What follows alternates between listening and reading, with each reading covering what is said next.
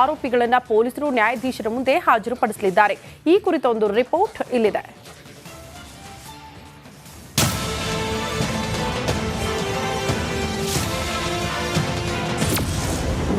D gang ನ್ಯಾಯಾಂಗ ಬಂಧನ ಅವಧಿ ಮುಕ್ತಾಯ.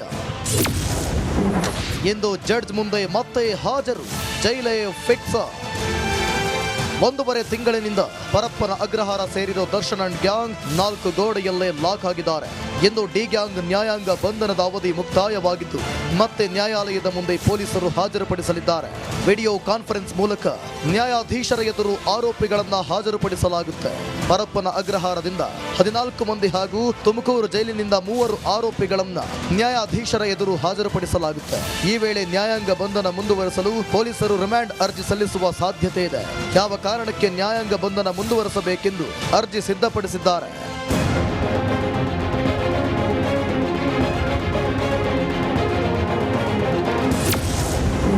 ಕೊಲೆ ಅಪರಾಧ ಎಂದು ಗೊತ್ತಿದ್ದು ಕೃತ್ಯ ಎಸಗಿದ್ದಾರೆ. ಕೊಲೆ ಬಳಿಕ ಉದ್ದೇಶಪೂರ್ವಕವಾಗಿ ಸಾಕ್ಷ್ಯ ನಾಶ ಮಾಡಿದ್ದಾರೆ. ಆರೋಪಿಗಳು ಸಾಕ್ಷ್ಯ ನಾಶ ಮಾಡಿರುವುದಕ್ಕೆ ಎಫ್ಎಸ್ಎಲ್ ವರದಿ ಪುರಾವೆಗಳಿವೆ. ಆರೋಪಿಗಳಿಗೆ ಜಾಮೀನು ಸಿಕ್ಕರೆ ಸಾಕ್ಷ್ಯ ಮೇಲೆ ಪ್ರಭಾವ ಬೀರುವ ಸಾಧ್ಯತೆ ಇದೆ. ಜಾಮೀನು ಸಿಕ್ಕರೆ ಪಾರಾಗಲು ಮತ್ತೆ ಯೋಜನೆ ರೂಪಿಸಬಹುದು. ಏಟು ಆರೋಪಿಗೆ ಹೆಚ್ಚು ಅಭಿಮಾನಿಗಳ ಬಳಗವಿದ್ದು ಸಾಕ್ಷಿಗಳ ಮೇಲೆ ಪ್ರಭಾವ ಬೀರುವ ಸಾಧ್ಯತೆ ಇದೆ. ಆರೋಪಿಗಳು ಹೊರಗೆ ಬಂದ್ರೆ ವಿದೇಶಕ್ಕೆ ಹೋಗುವ ಸಾಧ್ಯತೆ ಇದೆ. ಜಾಮೀನು ಸಿಕ್ಕರೆ ತನಿಖೆಯ ಮೇಲೆ ಪ್ರಭಾವ ಆಗಬಹುದು.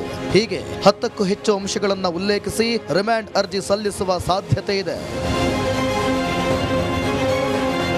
ಈ ರೀತಿಯ ಕಾರಣಗಳನ್ನು ನೀಡಿ ರಿಮಾಂಡ್ ಅರ್ಜಿ ಸಲ್ಲಿಸಿದ್ರೆ ದರ್ಶನ್ ಅಂಡ್ ಗ್ಯಾಂಗ್ಗೆ ಮತ್ತೆ ಜೈಲೂಟವೇ ಫಿಕ್ಸ್ ಎನ್ನಲಾಗ್ತಿದೆ. Bureau report, Republic Kannada. Central jail ಸೇರಿರೋ ದರ್ಶನ್ ಅವರ ಎಲ್ಲಾ ಚಟುವಟಿಕೆಗಳಿಗೆ ಬ್ರೇಕ್ ಬಿದ್ದಿದೆ. ಹೀಗಾಗಿ ಪುಸ್ತಕ ಮೊರೆ ಹೋಗಿರೋ ದಾಸನಿಗೆ ಸಿದ್ಧಾರೂಢ ಮಠದಿಂದ ಪುಸ್ತಕ ಗಿಫ್ಟ್ ಆಗಿ ಸಿಕ್ಕಿದೆಯಂತೆ. ಈ ಕುರಿತ ಸ್ಪೆಷಲ್ ರಿಪೋರ್ಟ್ ಇಲ್ಲಿದೆ.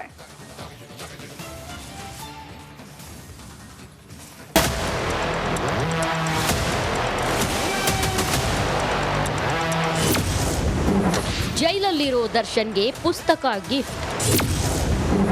ಸಿದ್ಧಾರೂಢ ಮಠದಿಂದ ಬಂತು ಪುಸ್ತಕ. ಸೆಂಟ್ರಲ್ ಜೈಲಿನಲ್ಲಿ ಮೂಲೆ ಸೇರಿರೋ ದರ್ಶನ್ಗೆ ಹೊರ ಜಗತ್ತಿನ ಸಂಪರ್ಕವೇ ಕಂಪ್ಲೀಟ್ ಬಂದಾಗಿದೆ. ಯಾರೂ ಸಿಗದೆ ಮಾತು ಆಡದೆ ಸೈಲೆಂಟ್ ಆಗಿರೋ ದರ್ಶನ್ ಪುಸ್ತಕಗಳ ಮೊರೆ ಹೋಗಿದ್ದಾರೆ ಎನ್ನಲಾಗಿದೆ. ಹೀಗೆ ಪುಸ್ತಕ ಓದುವ ಹವ್ಯಾಸ ಮಾಡಿಕೊಂಡಿರೋ ದರ್ಶನ್ಗೆ ಹುಬ್ಬಳ್ಳಿಯ ಮಠವೊಂದರಿಂದ ಪುಸ್ತಕವೊಂದು ಗಿಫ್ಟ್ ಬಂದಿದೆ. ದರ್ಶನ್ಗೆ ಹುಬ್ಬಳ್ಳಿಯ ಸಿದ್ಧಾರೂಢ ಮಠದಿಂದ ಪುಸ್ತಕ ರವಾನೆಯಾಗಿದೆ. ಪರಪ್ಪನ ಕಾರಾಗೃಹದಲ್ಲಿರೋ ದಾಸನಿಗೆ ಸಿದ್ಧಾರೂಢ ಮಠದ ಧರ್ಮದರ್ಶಿಗಳು ಸದ್ಗುರು ಸಿದ್ಧಾರೂಢರ ಚರಿತ್ರೆ ಪುಸ್ತಕ ಪೋಸ್ಟ್ ಮಾಡಿದ್ದಾರೆ. ಕಾಟೇರನ ಮನ ಪರಿವರ್ತನೆಗಾಗಿ ಪುಸ್ತಕ ಕಳುಹಿಸಿಕೊಟ್ಟಿದ್ದಾರೆ. ಮಠದ ಧರ್ಮದರ್ಶಿಗಳಾದ ಡಾಕ್ಟರ್ ಗೋವಿಂದ ಮಣ್ಣೂರ್ ಅವರು ಪುಸ್ತಕ ಪೋಸ್ಟ್ ಮಾಡಿದ್ದಾರೆ. ಓದಲಿಕ್ಕೆ ಪುಸ್ತಕದ ಕೊರತೆ ಇತ್ತು ಅಲ್ಲಿ ಅಂತ ಪತ್ರಿಕೆಗಳಲ್ಲಿ ನೋಡಿದೆ. ಮಾನಸಿಕವಾಗಿ ಸ್ವಲ್ಪ ಕುಗ್ಗಿದ್ರು, ಯೋಗ ಗೀಗ ಮಾಡ್ತಾ ಇದ್ರು. ಅವ್ರಿಗೆ ಒಂದು ಸ್ವಲ್ಪ ಧೈರ್ಯ ಬರಲಿ, ಹೆಚ್ಚು ಆಧ್ಯಾತ್ಮಿಕವಾಗಿ ಬಲಗೊಳ್ಳುತ್ತಾರೆ ಮತ್ತು ಅದರಲ್ಲಿ ಅನೇಕ ವಿಷಯಗಳು ಅಡಗಿರೋದ್ರಿಂದ ಅವ್ರಿಗೆ ಧೈರ್ಯ ಬರ್ತದೆ, ಒಳ್ಳೆಯದಾಗ್ತದೆ, ಮಾನಸಿಕ ನೆಮ್ಮದಿ ಸಿಗ್ತದೆ ಮುಖ್ಯವಾಗಿ ಅನ್ನೋ ದೃಷ್ಟಿಯಿಂದ ಸಿದ್ಧಾರೂಢಾಜನವರದ ಒಂದು ಪುಸ್ತಕವನ್ನು ನಾವು ಕಳಿಸೀವಿ. 4 ಗೋಡೆಗಳ ಮಧ್ಯೆ ಸಿಲುಕಿ ಒದ್ದಾಡ್ತಿರೋ ದರ್ಶನ್ಗೆ ಧೈರ್ಯ ಹಾಗೂ ನೆಮ್ಮದಿ ಸಿಗಲಿ ಅಂತ ಪುಸ್ತಕ ಕಳಿಸಿರೋದಾಗಿ ಧರ್ಮದರ್ಶಿಗಳು ಹೇಳಿದ್ದಾರೆ. ಸಿದ್ಧಾರೂಢ ಮಠಕ್ಕೆ ಹಲವು ಬಾರಿ ಭೇಟಿ ನೀಡಿದ್ದಾರೆ. ಆ ಪುಸ್ತಕ ಓದೋದ್ರಿಂದ ಸಿದ್ಧಾರೂಢರ ಆಶೀರ್ವಾದ ಅವರ ಮೇಲಿರಲಿದೆ ಎಂದಿದ್ದಾರೆ. ಸಿದ್ಧಾರೂಢದ ಮಠದ ಬಗ್ಗೆ ಅವರು ಆವಾಗ ಬಂದಿದ್ರು, ಒಂದೆರಡು ಶೂಟಿಂಗನ್ನು ಇಲ್ಲಿ ಮಾಡಿದ್ದಾರೆ. ಅವರು ಸಿದ್ಧಾರೂಢರ ಪರಮ ಭಕ್ತರು. ಆದ್ದರಿಂದ ನಾವು ಆ ಪುಸ್ತಕವನ್ನು ಕಳಿಸಿದ್ದೀವಿ.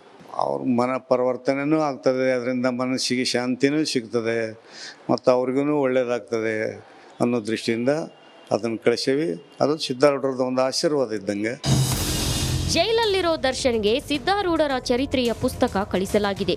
ಆದ್ರೆ ಆ ಪುಸ್ತಕ ಓದುವ ಭಾಗ್ಯ ದಾಸನಿಗೆ ಸಿಗತ್ತೋ ಇಲ್ವೋ ಗೊತ್ತಿಲ್ಲ. ಆದ್ರೆ ಈ ಪುಸ್ತಕದಿಂದಾದ್ರೂ ಅವರ ಮನ ಪರಿವರ್ತನೆಯಾಗುತ್ತಾ ನೋಡ್ಬೇಕು. Bureau report, Republic Kannada.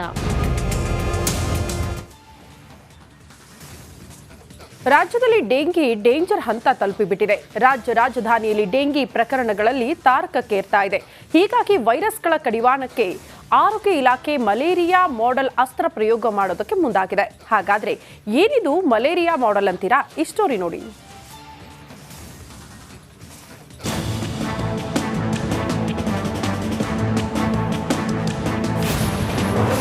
Silicon ಸಿಟಿಯಲ್ಲಿ ಡೆಂಗಿ ರಣಕೇಕೆ. ಡೆಂಗಿ ತಡೆಗೆ ಆರೋಗ್ಯ ಇಲಾಖೆ ಪ್ಲಾನ್. ಡೆಂಗಿ ಕಂಟ್ರೋಲ್ಗೆ ಮಲೇರಿಯಾ ಮಾಡೆಲ್. ಡೆಂಗಿ ಮಹಾಮಾರಿ ಡೆಂಗಿ ಆರ್ಭಟ ಜೋರಾಗಿದೆ. ಒಂದೆಡೆ ವರುಣನ ಆರ್ಭಟವಾದ್ರೆ ಇನ್ನೊಂದೆಡೆ ದಿನದಿಂದ ದಿನಕ್ಕೆ ಡೆಂಗಿ ಪ್ರಕರಣಗಳು ಹೆಚ್ಚಾಗ್ತಿವೆ. ಆರೋಗ್ಯ ಇಲಾಖೆ ಅದೆಷ್ಟೇ ಸರ್ಕಸ್ ಮಾಡಿದ್ರೂ ಡೆಂಗಿ ಕಂಟ್ರೋಲ್ಗೆ ಬರ್ತಿಲ್ಲ. ಹೀಗಾಗಿ ಅಧಿಕಾರಿಗಳು ಡೆಂಗಿನ ಹಿಡಿತಕ್ಕೆ ತರಲು ಮಲೇರಿಯಾ ಮಾಡೆಲ್ ಮೊರೆ ಹೋಗಿದ್ದಾರೆ.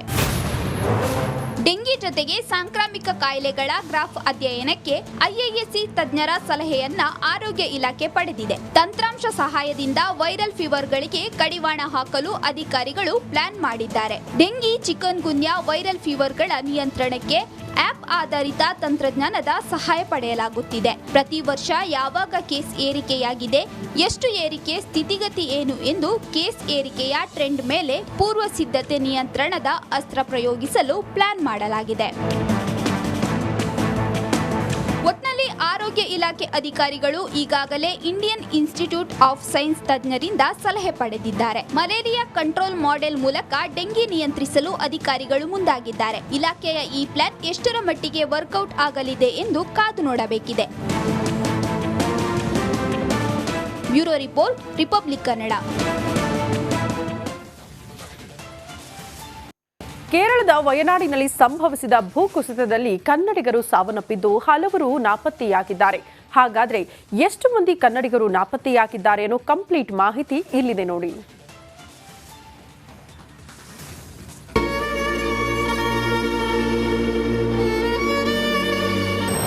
ಎಲ್ಲವೂ ಕೂಡ ಮನೆಯಲ್ಲಿ ಬಳಕೆ ಆಗ್ತಾ ಇದ್ದಂತಹ ಪಾತ್ರೆ ಸಾಮಾನು, ಟಿವಿ, ದ್ವಿಚಕ್ರ ವಾಹನ ಇದೆ, ಗ್ಯಾಸ್ ಸಿಲಿಂಡರ್ ಇದೆ, ಎಲ್ಲವೂ ಕೂಡ ಇಲ್ಲಿ ಧ್ವಂಸ ಆಗಿದೆ, ನೆಲಸಮ ಆಗಿದೆ.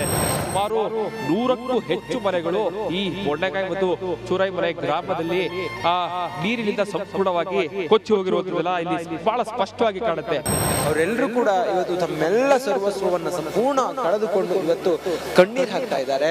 ಅವರಿಗೆ ವೈದ್ಯಕೀಯ ಸೇರಿದಂತೆ ಮತ್ತೆಲ್ಲ ವ್ಯವಸ್ಥೆಯನ್ನು ಕೂಡ ಈ ಸ್ಥಳದಲ್ಲಿ ಮಾಡಲಾಗಿದೆ. ಮೆಪ್ಪಾಡಿಯ ಈ ಸ್ಕೂಲ್ ನಲ್ಲಿ ವ್ಯವಸ್ಥೆಯನ್ನು ಮಾಡಿದ್ದಾರೆ.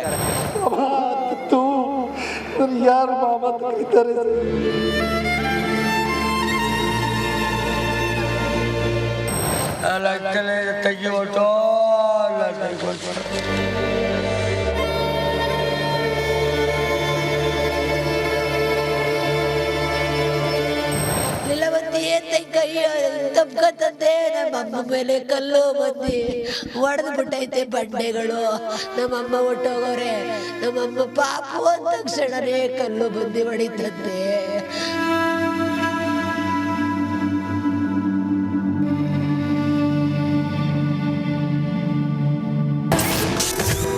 ಮಗಳಿಗಾಗಿ ಗೋಳಾಡುತ್ತಿರುವ ಹೆತ್ತಮ್ಮ.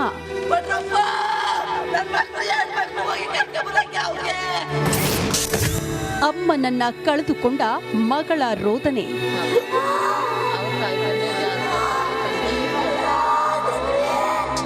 ಕೇರಳದ ಭೂಕುಸಿತದಲ್ಲಿ ತಮ್ಮವರನ್ನ ಕಳೆದುಕೊಂಡು ರೋದಿಸುತ್ತಿರುವ ದೃಶ್ಯ ಮಂಡ್ಯದಲ್ಲಿ ಕಂಡುಬಂತು.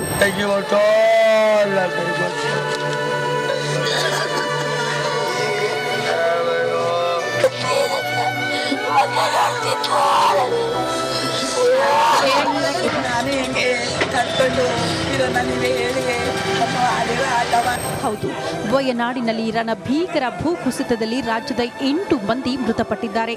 ಮಂಡ್ಯ ಮೂಲದ ಲೀಲಾವತಿ, ನಿಹಾಲ್, ಚಾಮರಾಜನಗರ ಜಿಲ್ಲೆಯ ರಾಜೇಂದ್ರ, ರತ್ನಮ್ಮ ಸೇರಿ 8 ಮಂದಿ ಸಾವನ್ನಪ್ಪಿದ್ದಾರೆ. ವಿವಿಧ ಜಿಲ್ಲೆಗಳ 9